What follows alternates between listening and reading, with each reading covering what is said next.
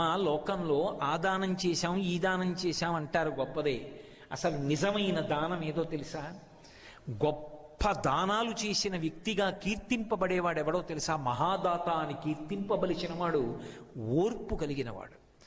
తాను కోపాన్ని పొందడానికి కావలసిన శక్తి ఉన్నవాడయ్యుండి అవతల వారిని ఇబ్బంది తన శాపము చేత పెట్టగలిగిన వాడయ్యుండి కూడా అలా చెయ్యకుండా నిగ్రహించుకుని ఓర్పుతో పావు కుబుసాన్ని విడిచిపెట్టినట్టు కోపాన్ని విడిచిపెట్టి నిలబడిన వాడున్నాడే, వాడమ్మా దాత.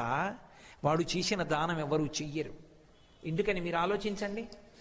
వాయువుని వీళ్ళు కానీ శపించారనుకోండి, నువ్వు అంతటా వ్యాపించావని కదా నీకు ఈ గర్వం, అందుకు కదా మాతో ఇలా మాట్లాడి ప్రవర్తించావు, నీకు వ్యాపకత్వము లేకుండుగాక అని ఒక మాట అన్నారనుకోండి.